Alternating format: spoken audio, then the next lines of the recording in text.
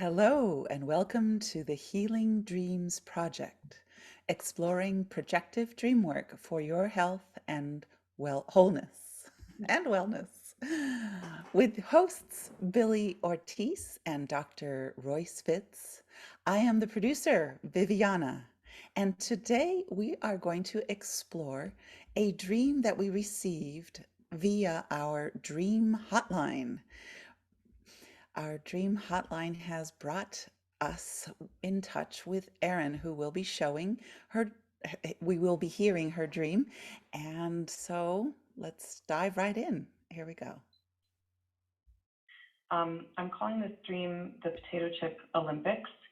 And in the dream, I'm in a steep canyon, kind of sandy canyon. It's daytime. And I'm with these small creatures, and maybe I'm one of them. And they're amorphous, maybe multi-dimensional, projected into 3 dimensions. And I can't quite see or understand their physical form or pin them down. And we're trying to escape in this canyon. We're kind of heading in a downhill direction, and each creature has some skill that they're showing with potato chips to move us along. So some of them are riding on them like snowboards, tossing them in the air like frisbees, maybe swinging on them or something, and we're all kind of moving along together. There's a sense of competitiveness and showiness to what each of them is doing, but also this sense of being in it together and supporting each other. There's not really any sense of urgency, just this like need to continue moving forward. I'm not sure what the potato chips thing is about.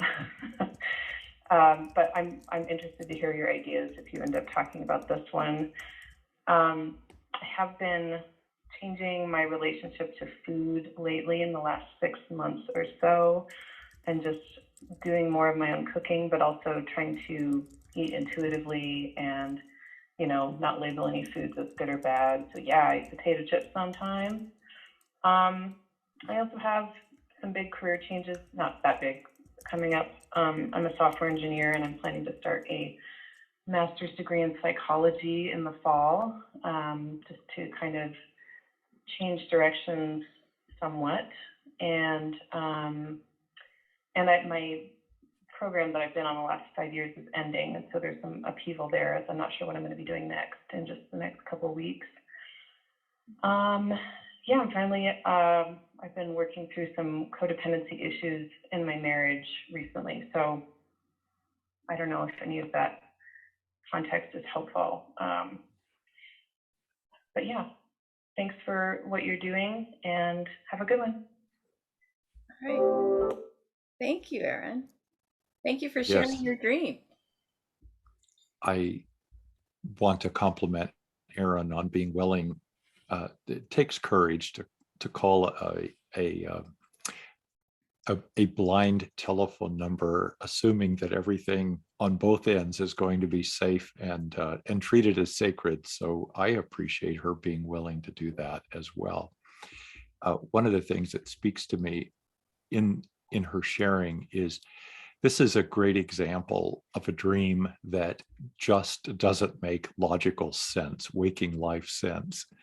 And that is what we're all about, is how to hold the beauty and the sometimes outrageousness or nonsensical aspects of what we dream, to hold that and to trust that as we explore, there are wonderful healing, wisdom making or wisdom unlocking messages inside of every dream. Just wanted to highlight that as we begin. Yeah, I think that's really important, Royce, because yeah, on the surface, we always look at it and say, what in the world could this possibly mean? It's just a bunch of crazy stuff, But we know the dream is limitless and can show us anything it wants. So why did the dream choose these particular images? And, potato chips. I mean, it seems so playful. So I'll go ahead and make a couple projections and then I'll turn it back over to you guys. For me, there's something really wonderful about I say there's all these creatures, each has their own skill, and they're all amorphous and multidimensional. And I think I might be one of them. So that makes me think to myself in my version of the dream, um, these are energies and qualities that I'm not familiar with yet, since there's so many different parts of my life which I'm exploring and changing. These are parts of me that I don't know yet, and they're showing different skills that I'm not even familiar with. So that's the first place I would go if it were my dream. Uh, Part of what we are promising Erin in our exploration of this dream, and we promise the listeners this as well, we will give Erin a chance to hear what we are projecting, and we are projecting cold onto this. So oftentimes, as the listener knows, we are interviewing someone and the projections come with that dreamer present. In Erin's courage, she's a recording right now. So we will have a chance to have Erin speak to all of us about her experiences of our projections. Right. And that's really helpful because it helps us to own that this is exactly what we do in life. No matter how brilliant or not we are always projecting. We cannot not project. This is our way to own it and to get a fresh perception or perspective from the dreamer herself about us doing this cold. So part of what speaks to me in Erin's dream is that I forget the exact words, but it's kind of an ethereal. You said multi-dimensional, and then we talk about chips or potato chips, and in my projection, this is my logic, waking life logic, sneaking in into the dream to say, oh, these are potato chips. And we're going to write on them or maybe toss them like frisbees or do something, and they're going to help us. So that, I think, in my projection is on target. And I'm aware the dreamer said she's in software. And then so my fantasies went into computer chips or something of that nature that I, as a computer software person, which I'm not, I would somehow write onto the chip lots of information. And this information is kind of multidimensional. And it's also guiding me and perhaps helping as well as misleading me because I am in an evaluative period in my life. Yeah, that's good, Royce. I was certainly thinking that too. The computer chips with the software engineer piece. That was good. If it were my dream, I I'm struck with the fact that I feel that I'm not able to pin them down, Right. and I'm also going downhill. So I would question in my life what is taking a downturn, or what am I not able to really uh, dive into in my waking life. I would just want to see if that rings any bells. I love the potato chip idea. I'm wondering also if the dreamer can taste it, and is that how the evaluation of potato chip is coming up, or is it just that it visually looks like a potato chip? I'm guessing if it were my dream, I am looking at these potato chip, maybe saucer type things, and that I'm turning into that can be used as snowboards, frisbees, and what I'm really struck with is this both and competitive and support, the Yeah. showiness and moving forward. I love that paradox, which I often find in my own waking life, and the how this dream helps me embrace both of those elements that seem pivotal in this dream. Very good. Yeah, I love that. That's makes a lot of sense for me in my version of it too. And I keep thinking there's a couple things with potato chips that struck me when I first heard this dream. Is potato chips are usually very fragile. I mean, that wouldn't be something I could stand on or something I could skate on or even throw as a frisbee. It's probably not going to make it across. It gets across the room, it's going to break in half. So there's something about fragility, but being able to be innovative enough to find uses for things that wouldn't normally be used for that. That's that's because it's such an I never encountered a potato chip dream. I've never encountered a potato chip in a dream being used as something else. So that's what it makes me think about as the dreamer. Are there things that I might be overlooking to use as vehicles to get to another part of my life, like something that might not seem um, immediately obvious, if that makes sense. In my childhood, I and as an adult, I love a certain kind of potato chip, Yeah. and I was known as a child to try to eat a whole large bag of potato chips, and I could do that, and no matter what my parents, especially my mother, would challenge me about it. But and that's it continued through my life, and Yeah. I sometimes playfully talk about an addiction, kind of that same craving, Right. uh, whether it's a really good kind of coffee and or potato chips.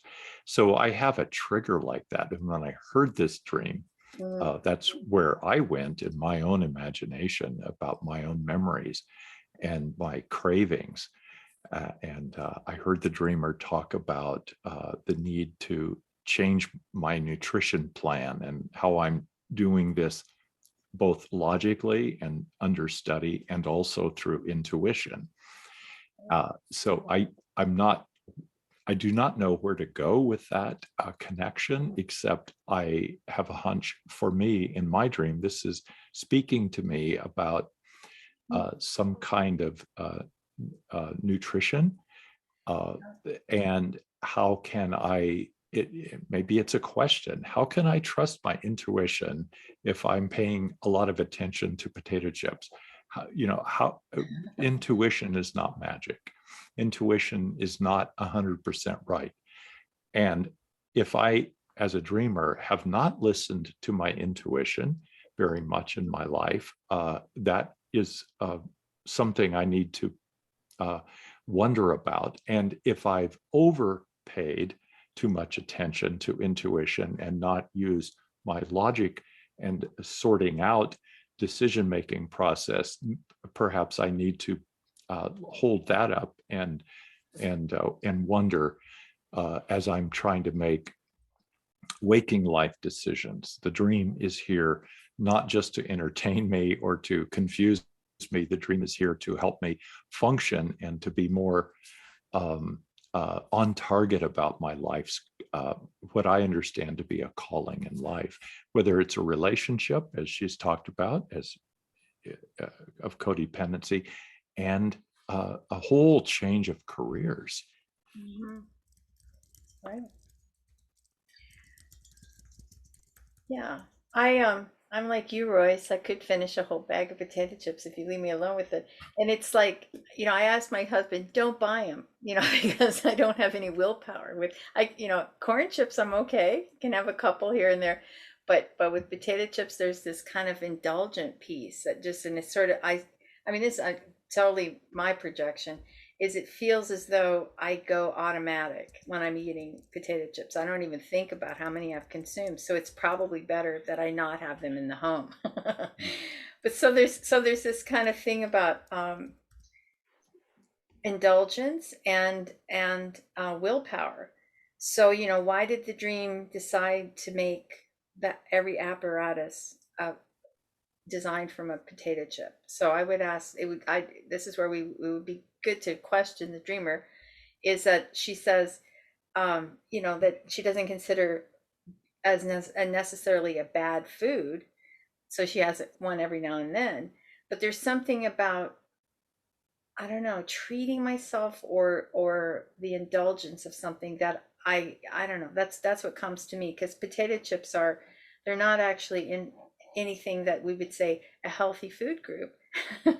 That we don't want it, we don't put potato chips on the list, when we're thinking about what we're going to make for dinner. It's something that is a snack, and it's special, and it's like I said, for me, it's overindulgence is connected with it for me. That's Curious about Viviana. interesting.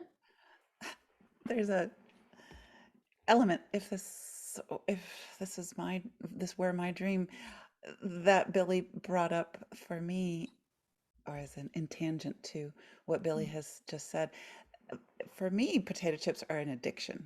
Mm, And it's almost like a chemical addiction, and potato chips are not just snack food, they are junk food. yeah, It's not even that's true. food, if you ask me.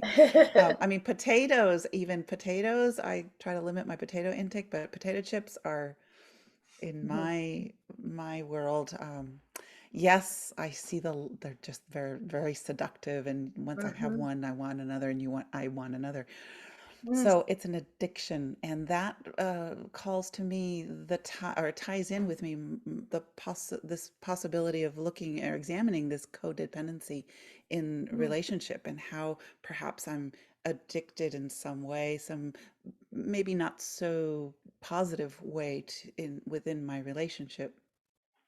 I would take a look at that element, and then again, my brain just goes potato. It starts off with potato Olympics, and so there's this showiness, competitiveness, and this need, supportiveness and moving forward. So that would I would again just question mm, my career change, and maybe I'm looking for a career move that where it can maintain this competitive feeling, and at the same time, how when competition becomes beneficial for all, so it's that kind need for support. So it's almost like perhaps I'm looking for a career, a new job that enables mm. competitiveness, and at the same time support of each other moving forward. Nice. Yeah. I got some pretty profound goosebumps or hits, uh, confrontations, I think, in my version of this dream when I heard Viviana talk about the addictive nature and what is it that I'm addicted to. And is this the dream's playful way to challenge me to look at that? I'm aware that I have codependency issues. They are so embedded in me that I cannot see all of them. I can see the ones that I've worked on over the years, and there are more that keep cropping up. And uh, codependency issues oftentimes comes out of a wounded or distorted need to survive, that I have to have a merging with an other and lose my sense of self if I'm going to be okay. And it is Mm, a kind of a reactive survival energy. So when I look at cravings, when I look at potato chips, when I look at perhaps changing relationships or trying to change myself in a relationship, especially if I'm going to change myself in a relationship, I am going to have these touchstones of anxiety about, will I survive? Now, intellectually, I may not have those thoughts, mm, but my inner self is going to have those feelings, those reactions. So as I'm working on a new career, as I'm working on, or the possibility of a new career, as I'm working on changing myself in intimate connection with another, I'm going to have these anxiety reactions. And perhaps the chips are symbolic of how, at some level, as Viviana lifted up, I might be addicted. to a certain way of surviving, that I don't trust myself or trust the other to be there, that I won't trust that I will be there for myself, nor do I trust that the other will be there.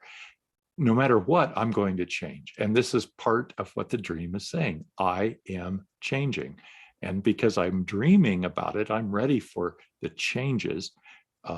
And I remember the dream. I'm ready for the changes that the dream is lifting up as what could possibly take place in my sense of self. That's an important piece, Royce, is that I would not have remembered the dream unless I was ready for the information in the dream. And I think that's an important thing to always remind ourselves of. But yeah, I mean, all this piece about addiction and connection and codependency, I mean, that resonates for me in my personal Food. yeah, in my relationship. Well, food is something that I need to survive. And if I'm changing my relationship to food as the dreamer, then there's some part of me that's changing how I survive. That's the Yeah. underlying piece. As you're speaking, I'm starting to see themes inside of this dream of wondering and perhaps changing my career, my intimate relationship and my marriage, my food. That these three are standing out in ways that the dream is holding for me to kind of examine. I love the imagery of multidimensional people. Yeah. What's that about? And of course, there are no rules in dreams. And so somehow in my dream self, I'm creating this. So in my projection, I need to look way outside the box of who I am and how I work in the waking world, how I am in the waking world, what my relationship is. There's no other way than to imagine, like this amazing new movie that I haven't seen yet, but everything, everywhere, all at once, all of that multidimensional experience of being in the present, bringing in a different dimension, maybe being in several. And so I'm evaluating all of these aspects. There's also this geographical piece. I'm in a sandy canyon, and I'm curious about that part and maybe what the dreamer's memories are or connections to her own geography. And were canyons ever an important aspect? And for me, going into a sandy canyon speaks of going into perhaps some desert-like depths of where I haven't been before. And the dream is taking me there with multi choices about how I might learn how to be more true to my own sense of self and also to those that I'm connecting with. That's fabulous, Royce. Oh, woohoo! It brought mind to my mind the fact that Erin brought this dream to us, so that then as it becomes my dream, I'm taking a look at it from all these all these dimensions, and it calls up a holographic sort of view at my life. Yeah. Wow, Erin, in her intuition, in my projection, me as the dreamer, in my intuition, I take a gamble, take a risk. I call this random hotline dream number. And already I'm getting 3 dimensions of projections on my dream, including my own as a dreamer. So I have 4 at least, if not more. Multi-dimensional. I got a lot of goosey bumps on that one. Yeah. And that's it. That's the language of the dream. The dreamer says that they're not even related as humans. These creatures are amorphous, multidimensional, and each creature has a skill. So there's and I might, and then as a dreamer, I might even be one of them. It's like wow. So for me, that means that these energies that are within don't have a name or a face or a description yet. There are truly something very brand new that's coming to the surface, coming to my conscious awareness from the unconscious. So there's the possibilities are endless because it doesn't even have a description yet. They were my dreams. That speaks to me, and I think I heard you say, Billie, that that I don't even know yet that this dream is taking me into a brand new area, Yeah. awareness, and I don't even know what this awareness is. I just know that something is new. Is that what you were alluding to? Right. So it's like when we dream about, I just worked a dream earlier today about the dreamer had two men and neither one of them, she didn't recognize them in waking life at all.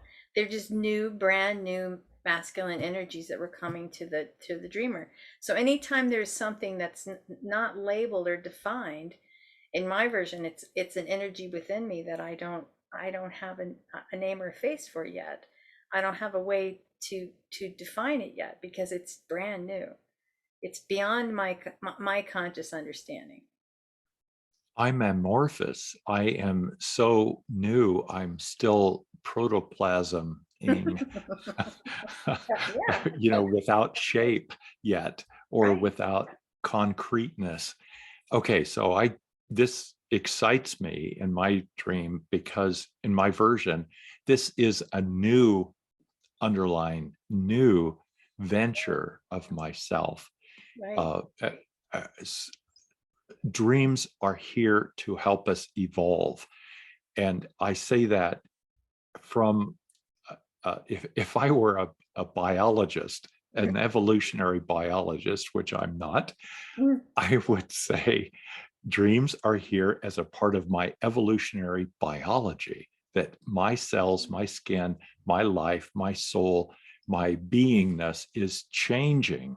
And this dream is one of those tiny examples of my evolution as who I am, both as a human being, because we are changing all the time. All species are changing to try to survive. I'm changing in this dream. I'm so amorphous. Mm. That's good. Well, works for me. My imagined version of it. So I'm again reflecting on Erin's willingness to put herself out there, uh, and how all of us have a sense of vulnerability when we put ourselves out there, as we are doing in our projections. Some random listener may pick this up. Some linear thinking scientist may pick this podcast up and be in a hoot with, how wild and crazy we are to say, oh, look at these, listen to these people. They're simply taking the dust of the night of the dream that is linearly, as he stutters through, trying to process the day before's struggles or, integrate things, which is true. It is true. And the linear scientist stops there. And we are expanding into this amorphous, unexplainable reality. Because the dreams are multi-layered and multi-dimensional. Yes. Getting Yes. back to the language of the dream. Anybody have any For the help. projections about the Sandy Yeah, Canyon? I keep going back to the Sandy Canyon. Yeah, I'd like to hear that. Not that I came to any conclusions, but if it were my Sandy Canyon, I love the image of the depth of it. So my Sandy Canyon of my psyche, the multi-dimensional space caverns of my psyche. I actually wrote a poem once saying exactly that. Sandy, so the sands of time, right? I have a music video where I'm going like this with sand coming through, representing time. So, and time is also holographic and multidimensional, and we don't necessarily really understand the true and full nature of time. Go ahead, Billie. I was certainly where I was going, Viviana, because anytime sand shows up in a dream, it has a lot to do with my with the passage of time, because sand itself has to, it's many, millennia of the oceans hitting the shore to create the sand. And also we all have a collective unconscious memory of the first timekeepers were the sand hourglasses. So sand is very connected with time if it were my dream. And also I think about being in a canyon that's sandy, how difficult it would be to reach the top, because it's like, the sand is not going to provide much of a stability for me to be able to get up to the top. So I mean, all of that comes up in my dream about I, as the dreamer, am becoming more aware of the passage of time, but I'm also becoming aware of sometimes the futility of trying to get past it. To, like, I can't get, cannot escape the passage of time, and so that futility of trying to climb up the sandy canyon walls would be in my dream. Mhm. So. Yeah, Trying too brilliant. hard. Another piece too, trying too hard, because I'd have to really put a lot of effort in trying to get up the walls of the canyon. I find it fascinating that the dreamers' resources of creating these amazing images are here. And on one level, these are nonsensical images. On another level, they are so inviting of us to have imagination, to wonder what all of this is. Yeah. How can a sandy canyon represent the sands of time? Well, in my projection, it does represent the sands of time, and I am experiencing the, the evolution of my life through time, and I have to, if I am going to live with integrity, in my opinion and my projection, I have to pay attention to that uh, passage of time, Mm-hmm. because my time is limited, and the going through that canyon is a way for me to look at where I have been and where I am and where I'm going. The dream, in my opinion, isn't dictating what is happening as much as giving me awarenesses of what has happened, what is happening, and what may happen in my experience of the sands of time. Right. Very good. So, Uh, I also wonder about the part of the dream that is speaking globally. And again, this is why I love dream work, is that this dream isn't just Erin's dream. It's now been, as we say, hijacked by the three of us. And how this dream cannot, I say that rather maybe too firm, but I believe that this dream cannot be understood just by myself.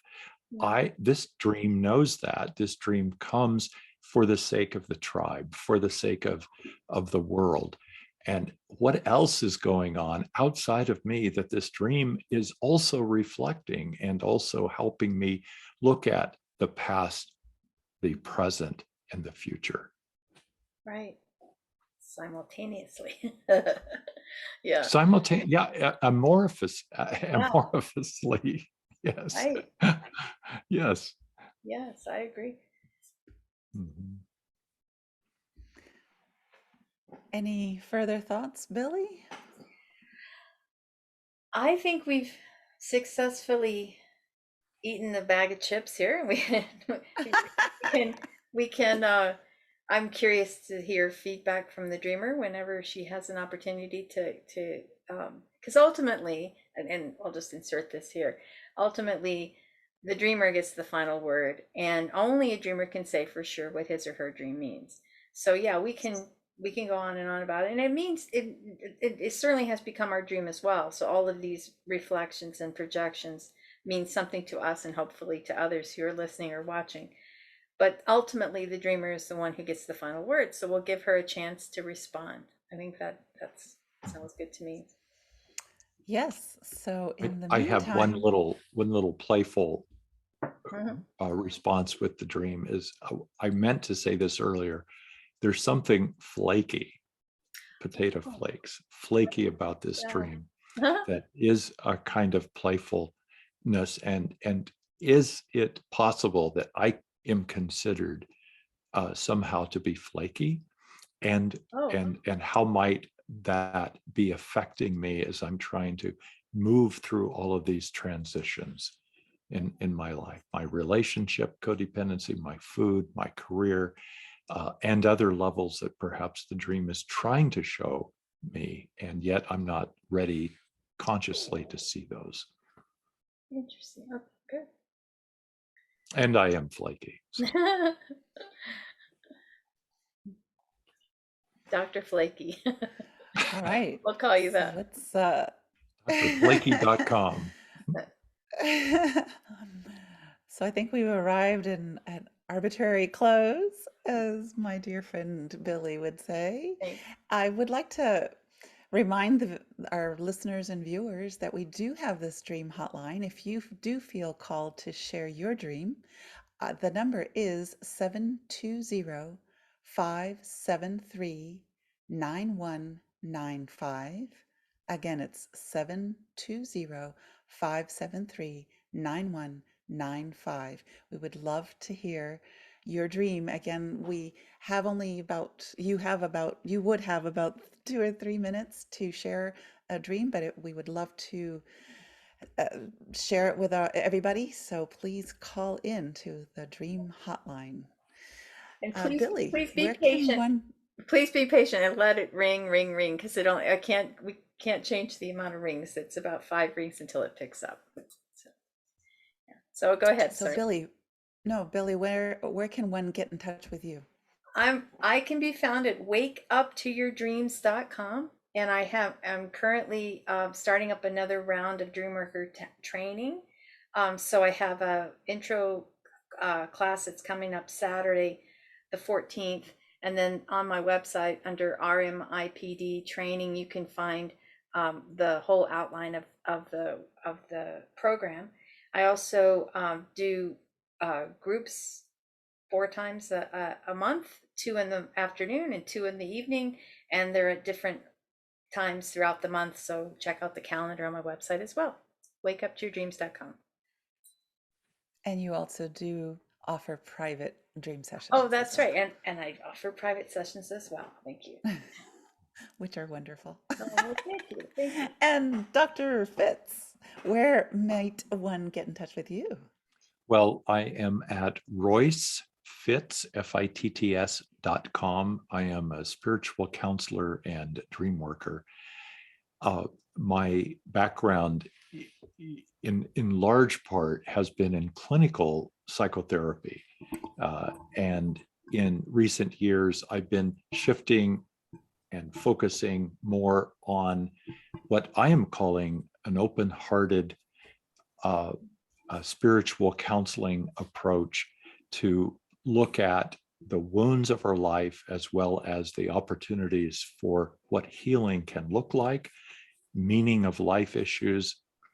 And many of the ways that I help clients and that clients help themselves is by being willing to explore dreams, because dreams for me take us to those deeper core areas faster and a lot of times with more quality than simply sitting and talking about the stuff of our waking life. That stuff is important. And the dream also invites us, as Erin's dream did today, into the deeper canyons of our own sands of time. Beautiful, beautiful, Royce. My name is Viviana. My website is viviana.org, viviana.org. I am the Healing Dreams Project podcast producer. And I would like to encourage you to like, subscribe, and share this episode if you have found it interesting and fun. So until our next meeting, wishing you wonderful dreams. Bye-bye.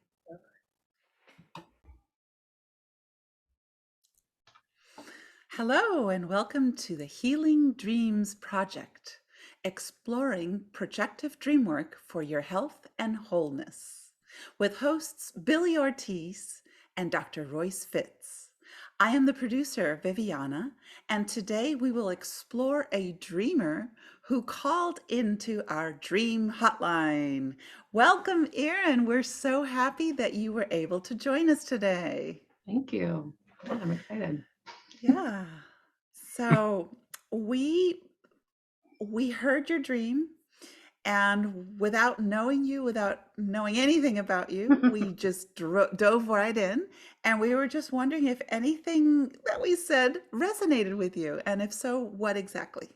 Yeah, I took like maybe 4 or 5 pages of notes while I was listening.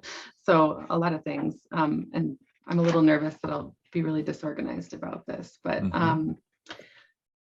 you know, I think the one of the first things that came up was this idea that these beings in my dream were parts of me that I hadn't met yet, that I'm just starting to learn are there, and haven't really given them names or faces. And that's just such an exciting, exciting idea. Overjoyed was the word that I wrote down at that. And I think that there's truth in that.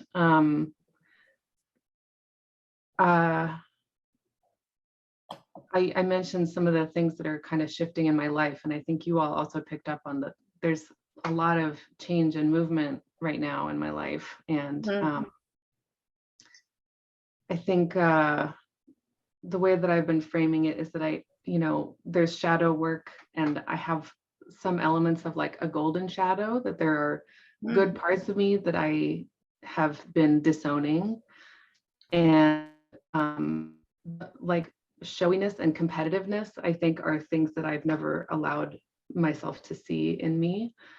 So like seeing those things in these beings and having it also be supportive and loving, and have this like indication of progress and thriving.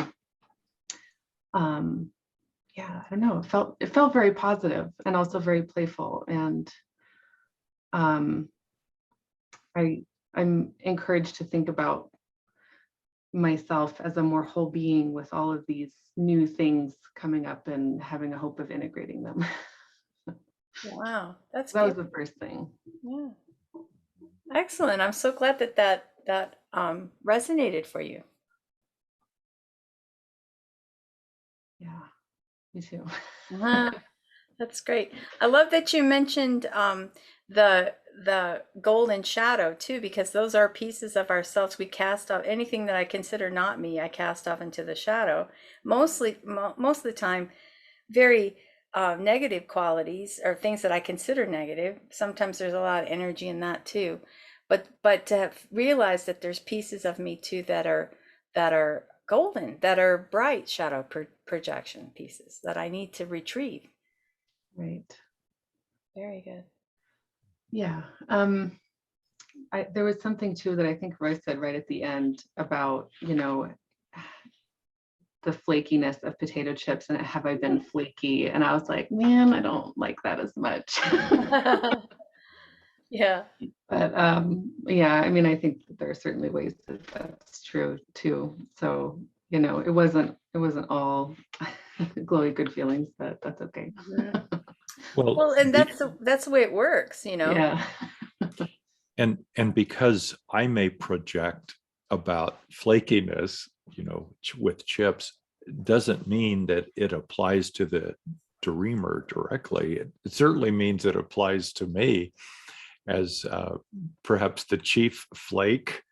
And Erin, you said something a little bit ago when you first started is you used the word playful, and that's part of how I experience this dream. Is there is a sense of serious and not serious. We're going to be goofy with all of this.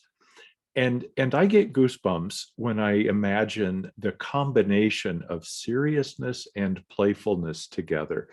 I love the word recreation and recreation.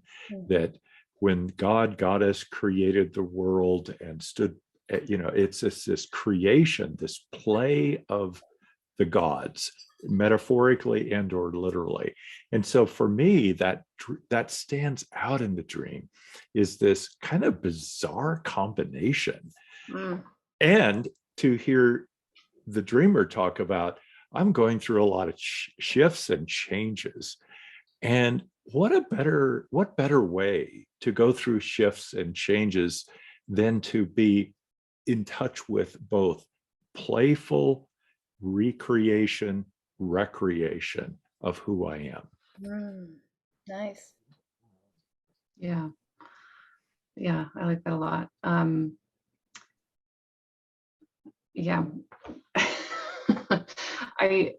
There was a moment too where it came up that no one had dealt with a potato chip dream before, and that there was this like element of just creativity in that my subconscious made something that's uncommon or maybe brand new in the universe, and then brings that to the collective unconscious. And creativity is also something that I really zoned in myself. I don't see myself as a creative person, so that just felt really affirming in a way. Yeah. So this is very random. We talked about how kind of addictive in a bad and good way that potato chips are, and I own that as a kid and as an adult. And also, potato chips were invented by accident. This guy is working in his kitchen and he accidentally dumps potatoes in this oil, and it's like, oh well, there it is again, this kind of accidental, playful, creative energy that happens. And so I when I heard Erin talk about the collective unconscious, it's like, oh, so potato chips are an archetype. they're kind of out there. That's great. Well, yeah, and I think I was the one who said that. I'd never encountered a potato chip dream before, but I mean, that's what makes it so amazing. That's what keeps me going with Billie, going with this work, because I never know what I'm going to meet. Never. I mean, it's always something new. And sometimes there's common themes and there's common symbols and things, but ultimately every dream is very unique to the dreamer. And I think that's a piece that is really important for all of us to remember, is that there's that universal layer, that archetypal layer, but then the dream is, my first dream teacher used to always say, it's filmed live and in person in your own psyche. So there's this feeling of, it's specifically designed for me as the dreamer. Yeah. I think that there were elements that each of you brought up that as I've been kind of turning this over in my mind since having the dream and since listening to your thoughts on it, some pieces are just kind of coming together for me, and probably will continue to do so as long as I'm willing to think about it. One thing is this image of a dry canyon, and what I've been thinking about is a form that was carved out by water, but that there's now no water in it. But if I follow it, presumably it will take me to water. And I listened to your episode recently about water and dreams, and to me, most salient about that is this like life force kind of vision of water in a dream. So I'm thinking about, these behaviors that I find addictive, because I think it's not necessarily literally potato chips for me, but I I have things that I rely on habitually, and that maybe there's this way in which I can follow the things that I do habitually to learn more about myself, to guide me in a direction of, living with greater life energy and libido and that kind of thing. Right. I don't know. I'm stumbling over my words because I have all of these different thoughts, and any one thing I say, I feel like there are 8 other things trying to come up. Yeah.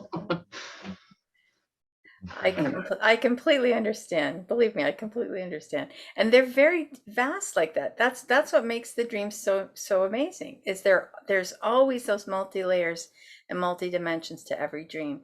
So yes, there's going to be 7 or 8 things that come to mind as a dreamer, because there are 7 or 8 things for each symbol at least.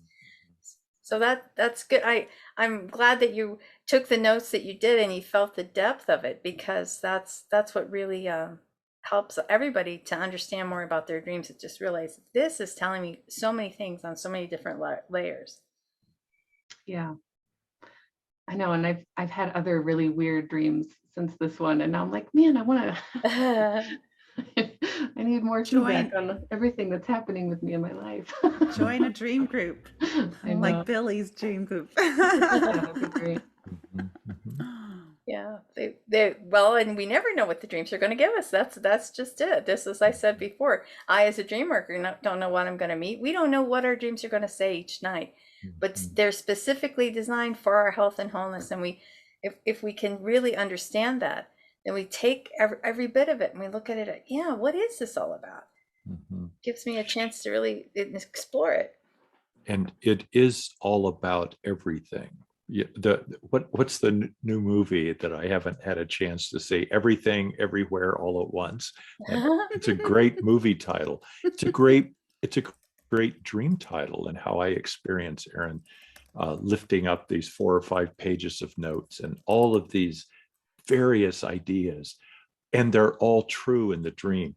And this is an error I think a lot of us are tempted to make about dreams. Is the error is we want the dream to mean one thing, like calling up Billie. What does this dream mean? and how all of these every dream has so many meanings.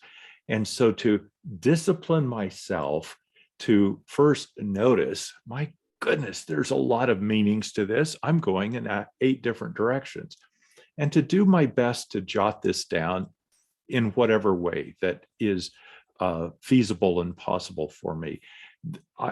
As a dreamer, I have a multitude of ways to think about how the world works, and all of those are right. Or they may not necessarily be correct for me at this moment, yet they are an option. And so the dream keeps bringing up the possibilities. And it's our view, the dream is not dictating. It is offering us ways so that we can choose, not perfect, the best possible for us at any particular time in our journey. Yeah. I mean, yes, to all of that. I definitely sense a temptation to like nail the meaning, and be like, I solved it. Now I can move on and figure out the next dream. But also I think that you've said, or, there's a message in this way of working with dreams that there's material that comes up in our dreams that, because it's coming through the unconscious, we are not positioned individually to like see all of the possible meaning. And so that's why it's so helpful to have other people help us engage with this. I think this dream is a great example of that. I mean, all dreams, I guess, but I just remember waking up from having this dream and having this kind of like hopeful, Oh, positive sense about it, and just feeling curious, like what yeah. what was that? And you know, I think, sometimes I can kind of tease some of the images or the archetypes out of my dreams if I, like you said, jot them down and sit with them. But there Yeah. are always so many layers that that add so much more to it. Well, that's why I particularly love group dream work, because it gives a possibility for the dreamer to hear so many different versions of the dream through the lens and of those that are in the presence of the sharing of the dream. So whatever, if it's 6 people, I might get 6 different perspectives. If it's 20 people, I'll get 20 different perspectives. And it can be overwhelming, and some of those may not land for me as the dreamer and resonate, but the person that's saying it, that becomes their meaning to the dream. So that then it really truly becomes a transpersonal experience. Everybody gets a chance to share in the dream because they're designed that way, to be shared, to be. I always believe that dreams wish to be shared in community for that reason. Oh, it's beautiful. I find it so interesting that I I don't have a deeply emotional relationship to potato chips. But like my son does. My son could polish off a bag of chips. I have a 6-year-old and a 3-year-old. Mhm. And my mom also is like, has a hard time controlling consumption of potato chips. And for me, those aren't my thing. Mm. So I don't know if maybe that's part of, yeah, I mean, why did my unconscious decide on potato chips? Maybe because there's this sort of more general pattern of addictiveness, but for me personally, they're not. Yeah. Yeah, so I felt like it was so interesting to hear that reflected back, just as an example of what you're talking about. Yeah. I wanted to defend the potato chip and be like, they're not bad food. They're not junk, it's just food. Well, I know that's when you just have to really just to say to yourself, isn't it incredible that the dreams come with such playful images sometimes? And here, I've said this so many times, but I'll say it again. It's like, this is an infinite source. This is a source of all wisdom that can show me anything it wants. So the fact that it took time to show me people competing on different apparatuses of potato chips, it gives me a chance to laugh a little bit, gives me a chance to be, as you said, become very curious and go, what in the world could this possibly mean? And it's sort of like this, I have to realize what this metaphor was designed for me specifically, as we were saying before. So the dream could have shown me anything. Why did it choose that? And so again, that's something that I can continue to ponder as the dreamer, and continue, and maybe one day there'll be a aha moment where I'll go, that's it, I get it. Sometimes they those late breaking ahas come much later. Without getting too addicted to the idea of potato chips in this dream. And I also remember, as we were working the dream, that there's a possibility of, in my dream, my waking life ego kind of snuck in and decided, oh, those shapes mean potato chips, when they may be other things that perhaps are beyond words for me right now. And I was just curious, Erin, where does that take you? Yeah, I think that one of the associations that you made was with computer chips, which like, Oh, yes. I appreciate that creative leap, and I feel like I'm not I'm not closely enough tied to my work in, or maybe I just like, I don't visualize my work through computer chips. Like that's not, I don't know. It's like, it's more abstract in my mind than thinking about physical chips. Maybe because I didn't study electrical engineering. I don't know. Yeah, I definitely have the suspicion that like, here's this, you know, sort of shape that has some flexion in it, and it's sort of flattened disc, but not totally flat. And, you know, and then waking up and associating that with potato chips. And like, I feel like there's a suspicion there when I was remembering the dream, like, were they potato chips or was it something else that I don't really understand? So yeah, I mean, that's in there. I think both they are and they aren't. Yeah. And and it may not yet be known to me as the dreamer what this symbol is. So far I think perhaps microchips, perhaps potato chips, perhaps because dreams do pull me along into areas I don't know about. And so that may be something to just stay attuned to. The 4 or 5 pages of notes, I want to come back to that and honor the dreamer's work. I'm curious about other aspects that stand out or perhaps don't stand out and yet need to be honored by mentioning. Well, you mentioned that movie again, and I might be messing up the title too, Everyone, Everywhere, All at Once, something like that. Yes, yeah. And I actually did get to see that movie, even though I have small children. We had a date night, my husband and I went to see it, and it was incredible, and I cried. And so I highly recommend it. Yeah, and I mean, I think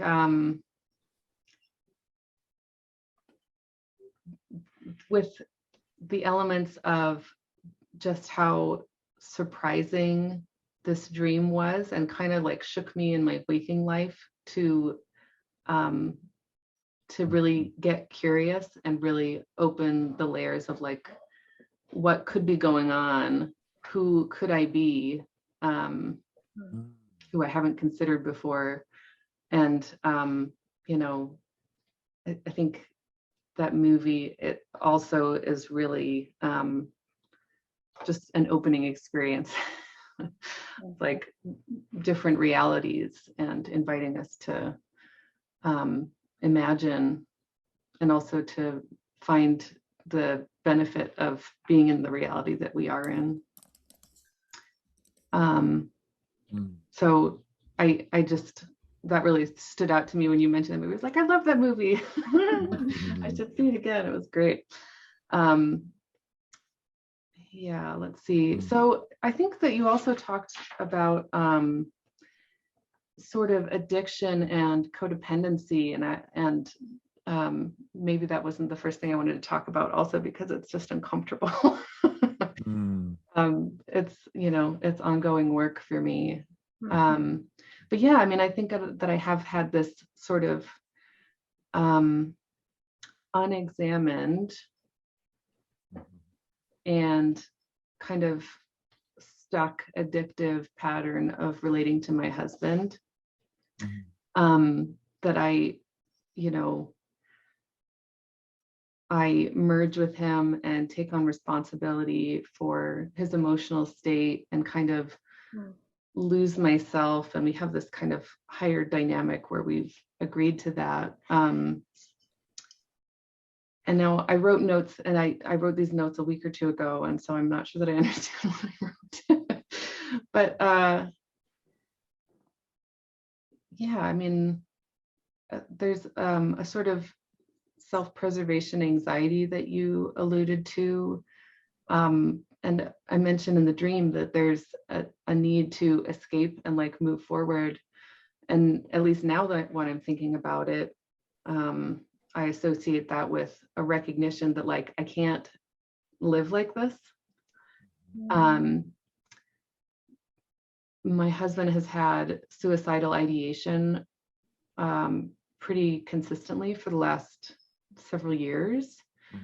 And I took that on as my project, that I needed to like keep him safe and save him. And I realized last summer I can't. And that also it was really damaging to me to believe that I could. So I had this big, like, I gotta just toss that off of me. That's a weight that I cannot hold. And yeah, so I also love the sort of image of this canyon as this persistent vision of where I have been and where I'm going, all of them all at once. Yeah. So if I may, number one, I want to lift up again this beautiful guide we have, which is the dreamer only goes where the dreamer is ready to go. So Erin, you've shared some deeply beautiful and painful things. And thank you for doing that. And we honor that. Also, as a dream comes for, in my view, my health and wholeness, my healing, inside this dream, there are ways the dream is trying to help me. The dream loves me in its outrageousness, in its gentleness, in its playfulness, in its creativity, and honors that in my projection, in my waking life, I'm really struggling with a lot of stuff.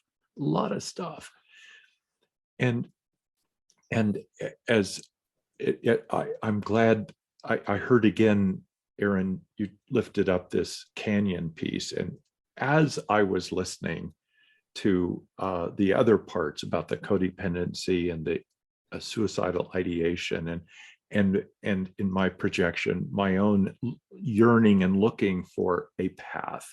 And in the dream, I'm in a canyon, and it's a dry canyon. And I think it's like, wow, something about dryness in my journey. I love desert. I love prairie. I love dry earth. And I also know it is so challenging and so hard to walk a path where there may not look like there's water. And yet water was there at one time. And so part of, I feel like the dream is trying to encourage me is to look for the water, look for the results of the water. And my gosh, it created this amazing canyon. So that's me. I do both. I drink of the everlasting water, and I also walk a path that is stretching and challenging me. And the fact that I gave up trying to do something for somebody else, what an amazing insight I have about my limitations, and also about how I need to live in this world. I love the world, and I cannot by myself save the world. I'm a molecule that is a part of it, so I do have a contribution. And I also know I have limits that I need to bless. Yeah, thank you. Yeah, I really, just to echo what you said, that there's this sense in this dream of maybe difficulty, but not hopelessness. And look at these companions that I have that are, parts of me that I'm just getting to know, that are going to be here to shepherd me on that journey. So, yeah. Yeah, I'm not alone. I have all these parts of me that I don't know yet that are there. They're showing up. Yeah. Speaking of different parts and well back on our conversation, but then we steered into another place and I didn't want to. Anyway, Royce spoke of microchips, and then I started thinking wood chips and chipmunks and Chips Ahoy and fish and chips and tortilla chips and sun chips and kettle chips, kale chips. So anyway, thinking of again just new avenues, new parts of me. If there's so many chips out there. Yeah, or even like, chip off the old block, or like, something having been chipped like flint, where these chips are like parts of me, fragments. Right. Wow. See, this is proof that we can never exhaust a dream. There's always more. There's always more. The other thing that's important, if it were my dream, I would say, this is a piece that as dream workers, we try to remind everyone, if I wasn't ready for the information in the dream, I wouldn't have remembered it. So the fact that we've had this further discussion, and there were the notes, and all of these other pieces that are coming out, it's the timing of the dream is always right. And so I'm ready for this now. I'm ready for this information. My psyche has delivered me this dream, and now I'm ready for the messages within it. And I also wanted to note something about, you said, I felt it was surprising. There was something surprising about the dream. And whenever we experience a feeling of surprise or confusion related to a dream, it has a lot to do with going past my conventional ways of doing things. It's like being in a new town. It's like I'm going to be kind of surprised and confused what's around the corner because I don't know it that well. So whenever we feel that feeling, I've reached new territory. I'm moved on to something past my usual pattern. And I always find that encouraging in my version of the dream. Yeah. There's no way that you could have known this, but I have been having a lot of dreams for some time, featuring male people or male creatures. And so maybe that's like animus, or, like changing or shifting or deepening connection to, some like masculine side of me, or, disowned qualities or things like that. But part of what was so surprising to me about this dream was that it didn't even occur to me to assign gender to these creatures in the dream. And that was like a non-issue. Yeah, so I don't know. So in this dream, this is one of the differences in this dream, that I usually that there were no gender, but in other dreams it's quite prominent that I have male energies of some nature. So I guess I had a hit on that when I heard the dreamer share. For me, that's a new shift for me to move from like I'm in a transformative moment. I'm trans, if I can say that. Yeah. Yeah, and so the dream is gifting that energy to me, partially to show my progress. Very nice.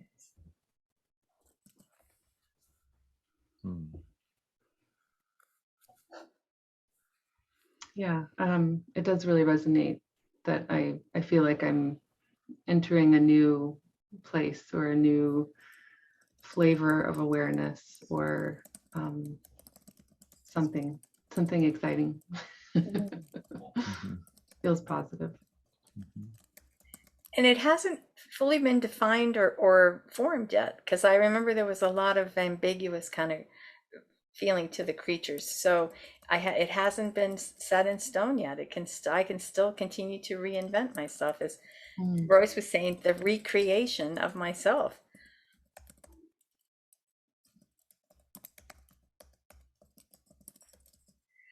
Well, thank you so much, Erin, for reaching out. And we're so glad you called the hotline. It's Yeah, me too. incredible. That was really great.